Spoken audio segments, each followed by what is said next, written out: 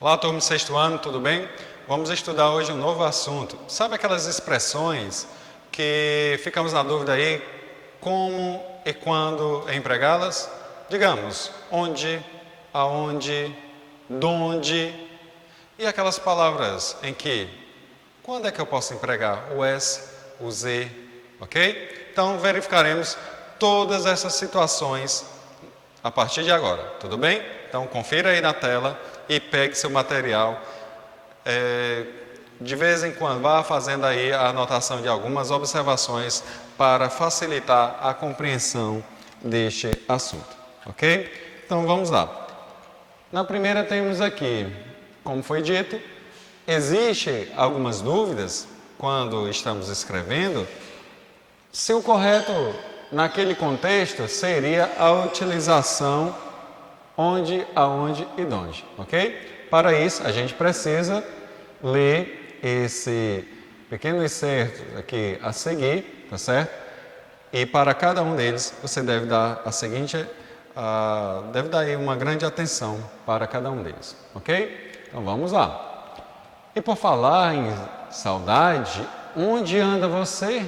Onde andam seus olhos que a gente não vê? Temos aqui um pequeno trecho aqui de uma obra de Vinícius de Moraes.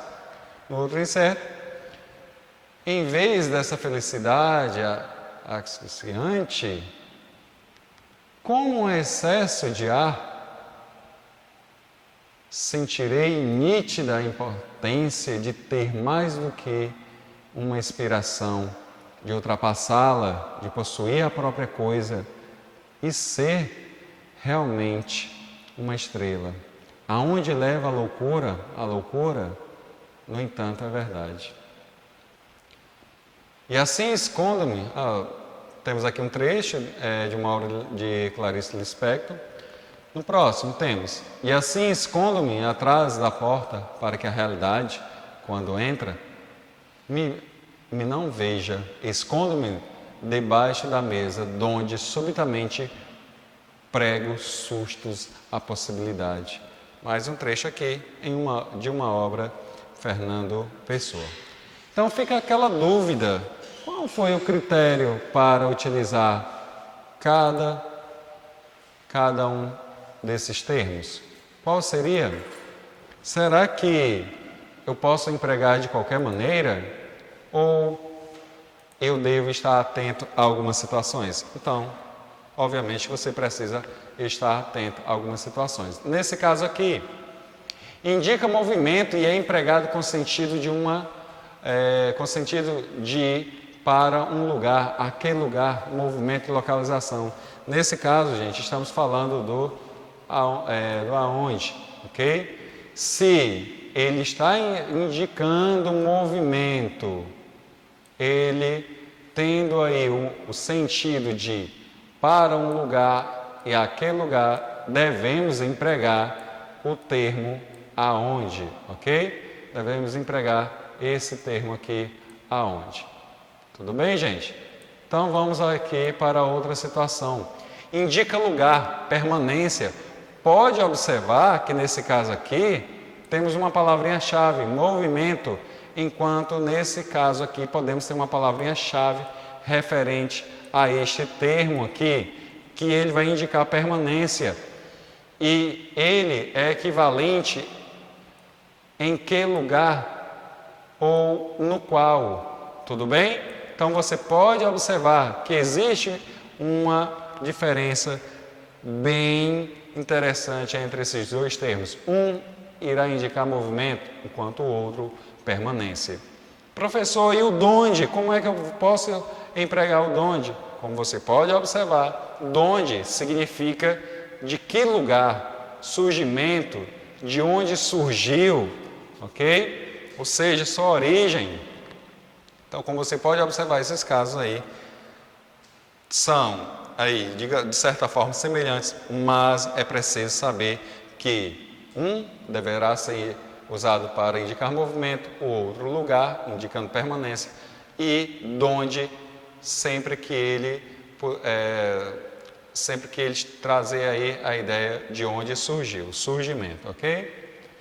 Agora fica aquela dúvida, quando é que eu posso utilizar A, somente A, e esse Azinho aqui acompanhado de H e acento agudo nas expressões, ok? Então, elas são expressões de tempo. Ah, professor, se são expressões de tempo, então fica difícil aí de identificar. Nada disso. Vamos ver aqui cada caso, tá certo? Verifique aqui. Mais fortalecido, com um perfil menos combativo, o Senado de fato representa uma segurança ao governo. Esse 70% de apoio é um quadro realista hoje. A gente não sabe como estará o cenário político daqui a 3 meses. Gente, olha aqui, daqui a 3 meses. Essa expressão aqui, ela está denotando o quê? É algo que já passou ou é algo que ainda vai acontecer? Então, fica aí a primeira dica, certo? De quando eu posso empregar este A. Vamos ao segundo trecho. Há tempos que tive um sonho. Não me lembro. Então, como você já pode observar, são termos que indicam tempo, mas um estará indicando um tempo futuro e o outro algo que já passou. Então, vamos lá. Usa-se a para indicar tempo decorrido, ou seja, algo passado. Ele pode ser substituído por fazer. Tudo bem? Basta fazer essa pequena alteração. Faz tempos que tive um sonho. Olha aí a substituição. Causou prejuízo na oração? De forma alguma. Ah, professor, mesmo assim, se eu tiver alguma dúvida, como é que eu faço? Tente substituir o a por fazer, para ver se dá certo. Daqui faz 3 meses. Não faz o menor sentido. Não é isso, gente? Então, você tem 2 formas aí de identificar. Uma é, sabendo que cada termo aí vai expressar um tempo, e esse tempo pode ser o futuro e o passado. No caso do A, ele vai indicar aí tempo futuro, e o A, acompanhado de H e com acento agudo, indicará um tempo decorrido, ou seja, um tempo passado. Então, gente, fica muito fácil aí de você identificar de quando devemos fazer o emprego de cada um desses termos. Ok? Vamos prosseguir aqui. A letra H, quando é que eu posso empregar a letra H, professor? Simples, gente, simples. Sempre que essa palavra, ela, na etimologia da palavra, ou seja, desde a origem desta palavra, ela vem grifada, ela vem aí escrita com H, então devemos escrevê-las com H. No caso aqui, horizonte, ulha, tudo bem? Devemos empregar o H nos dígrafos, CH, LH, NH. Temos aí, como exemplo, chamada, molha, sonho e etc. Para os outros casos, em algumas interjeições devemos também utilizar o H. Então, temos aí quando devemos empregar o H. Agora, outras situações bem complicadas é quando a gente apresenta aquela dúvida de quando devemos aí empregar ou I. Vamos aqui às primeiras situações em que devemos empregar a letra E. Em palavras com prefixo ante, certo? Sempre que você se deparar com o prefixo ante, você deve aí empregar a letrinha E. Professor, se não tivesse contato com esta explicação, já iria escrever ante com I. Não, nada disso. Para esse prefixo, você vai utilizar aí Exemplo, antecipar, antebraço. E deverá utilizar a letrinha E em alguns tempos verbais terminados. Professor, quais seriam os tempos verbais terminados, de verbos terminados em OAR? Olha o exemplo aqui, gente, do ar. Então, quando você vai reescrever, respeitando aí o tempo verbal exigido do contexto, então vai ficar doing, ok?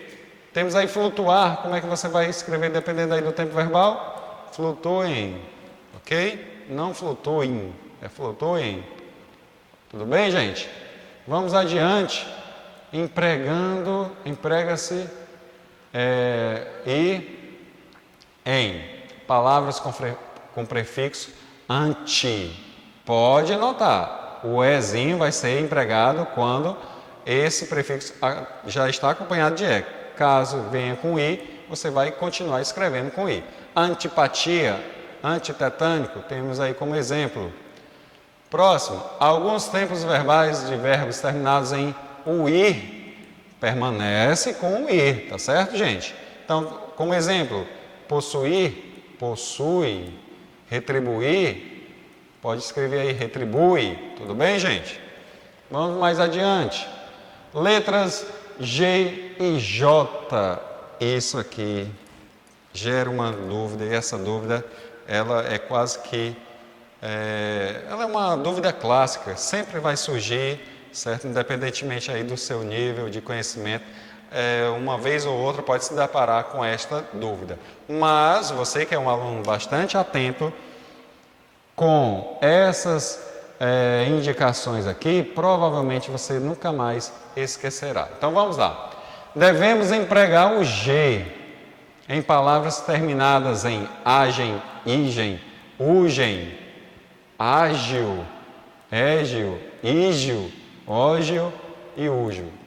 Por mais que essas palavras lhe induza a escrever com J, não esqueça desse detalhe. Palavras com essas terminações deverá aí ser utilizado sim a letra G. Exemplo disso: garagem, vertigem, ferrugem, estágio, colégio, prodígio, relógio, refúgio, tudo bem? Obviamente que para toda regra existe as exceções. Qual seria essas exceções? Temos aí para pagem e lambugem, ok? Como você pode observar, termina em, ok? Mas, exceção, é algo raro de acontecer, ou seja, isso é aplicado a essas duas palavras. Agora, em palavras, em derivadas de palavras com G, olha, se você já tem a palavra grafada com G, obviamente que você vai continuar, obviamente que a palavra que deriva dela, ela deverá ser grifada, continuar sendo, ela deverá ser grafada com G. O exemplo disso, massagem. Massagem é escrita com a letra G. E se você vai fazer a derivação da palavra massagem, de massagem para massagista, ela permanece, ela continua aí com G. Do mesmo jeito vai acontecer com selvagem. Se você vai derivar a palavra selvagem para selvageria, vai continuar com G. Tudo bem, gente? Vamos um pouquinho mais adiante. Palavras de origem africana ou indígena.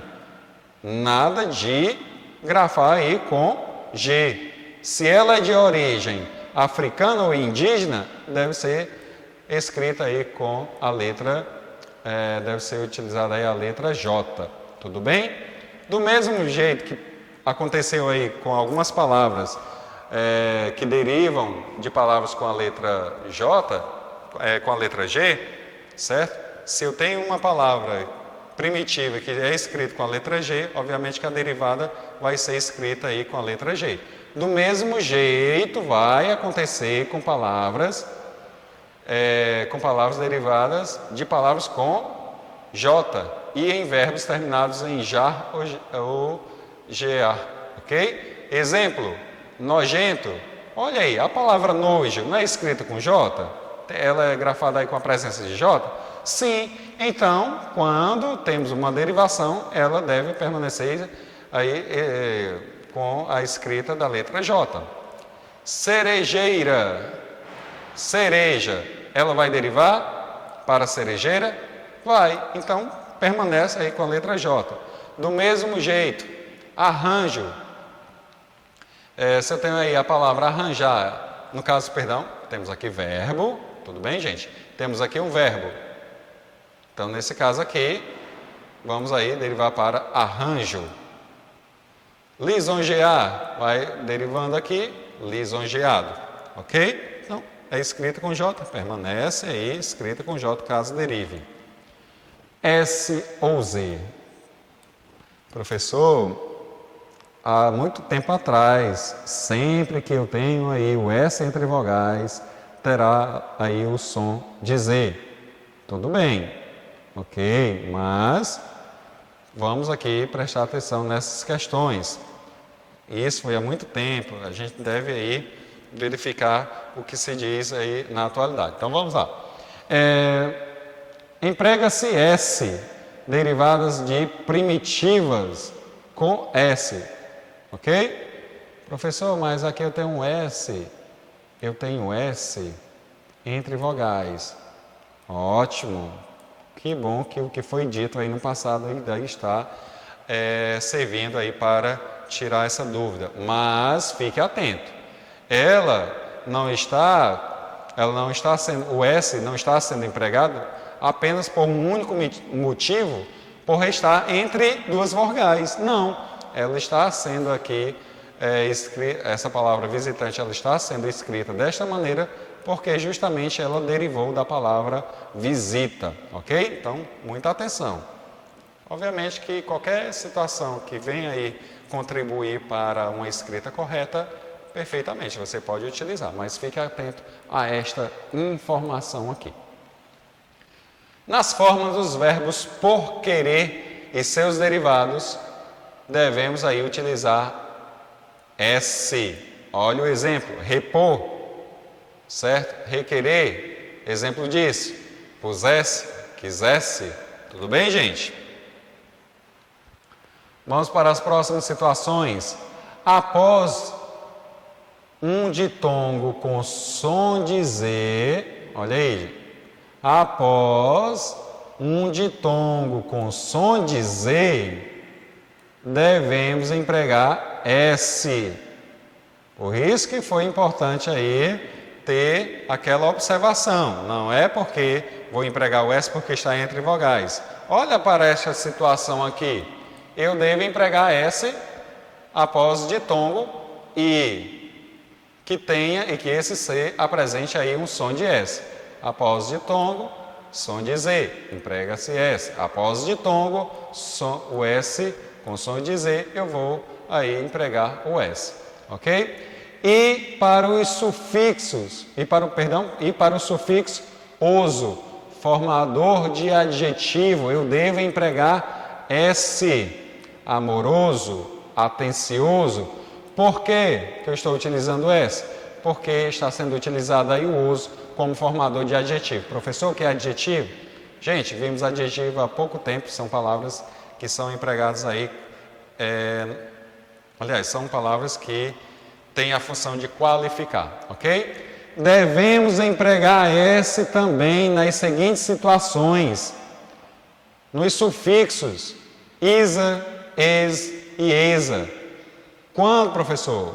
Quando é que eu posso utilizar? Eles deverão ser utilizados, gente, na constituição de vocábulos que poderão aí estar indicando profissão, nacionalidade ou estado social. Exemplo disso, estado social e títulos também, vamos deixar bem claro. Sacerdotisa, norueguês, ok? Cortês. Temos aí também a questão de, camponês, baronesa. Então, tudo isso poderá estar sendo associado aí à profissão, à nacionalidade, estado social e a títulos. Então, devo utilizar S nessas situações, quando estiver fazendo referência aí, profissão, nacionalidade e estado social e títulos. Tudo bem? Emprega-se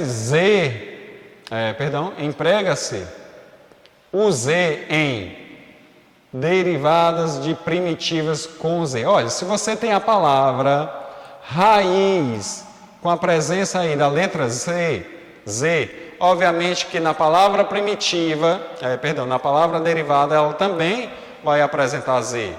Na palavra azarado, olha, a palavra azarado tem o Z aqui porque ela é uma palavra que originou-se da palavra primitiva azar.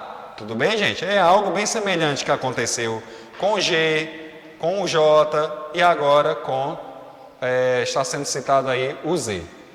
Sufixo formador de verbo izar. Exemplo disso.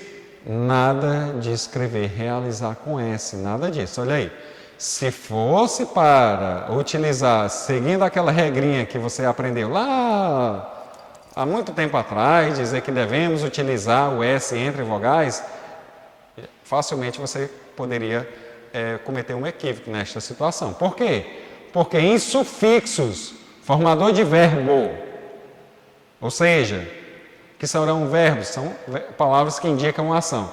Então, em sufixo, formador de verbo, devemos utilizar aí izar. Então, realizar, modernizar. Olha a presença do S, porque ele está presente nesse sufixo formador de verbo. Realizar, modernizar. E devemos utilizar o Z no sufixo es ou esa quando ele for formador de substantivos abstratos. Exemplo, timidez, viuvez. Ok, gente? Muita atenção aqui. Vamos aqui. O emprego de letras X e CH. Emprega-se o X depois de ditongo com som. Cadê? Depois de ditongo com som de S. Peixe, ameixa, ok? Devemos empregar aí o X nessas situações. Vamos à próxima. Depois da sílaba me. Depois da sílaba me. Devemos empregar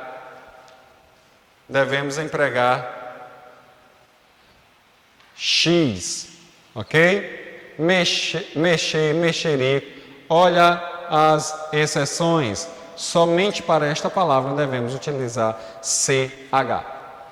Depois da sílaba em, devemos empregar X. Enxoval, enxaqueca. Existem exceções, professor? Existe. Nas palavras encher, encharcar e seus derivados como preencher, preencher, enchente e encharcado, devemos aí empregar o CH. Em palavras de origem indígena ou africana, devemos empregar aí X, orixá, abacaxi. Tudo bem, gente? Muita atenção. Tudo isso requer muita prática e, sempre que possível, consultar essas regras. O emprego de SS e C cedilha. Emprega-se o SS em algumas situações. Em terminações do superlativo, sintético, ou seja, a forma máxima de um adjetivo, de uma palavra, ok? Adjetivo no caso também.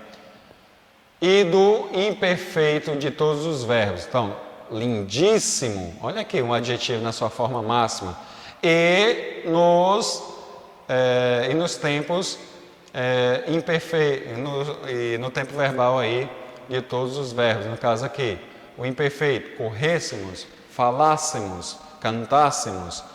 Agora, as palavras ou radicais iniciados por S, que entram na formação de palavras derivadas ou compostas, no caso aqui a gente acaba aí utilizando o S, ok? Mini saia, sanguessuga, tudo bem? Aqui a gente vai ter que duplicar o S. O emprego do C cedilha, devemos empregar o C cedilha antes de A, O e U. Exemplo disso, açúcar, ok? Exceto sílaba, em sílabas iniciais com essas palavras, com essas letras, ok? Devemos empregar aí em alguns tempos verbais, devemos empregar o C cedilha em alguns tempos verbais de verbos terminados em EC, no caso aqui, anoiteça, cresça. Tudo bem, gente? Devemos empregar também o C cedilha em palavras de origem árabe, indígena e africana. Exemplo disso, paçoca, muçulmano, miçanga. E em palavras derivadas de primitivos escritas com C cedilha. Olha, se você tem a palavra aí, dança, com C cedilha, então o derivado vai apresentar também C cedilha. Ok, turma? Chegamos aí ao final. Eu espero que você revise, sempre verifique cada situação que foram descritas aqui, em que essas situações foram colocadas, como devemos utilizar cada termo ou letras, certo? Então verifique, revise sempre para eliminar qualquer tipo de dúvida. Qualquer coisa é só chamar nos grupos e teremos aí os nossos momentos no Meet, ok? Então, tchau, até a próxima.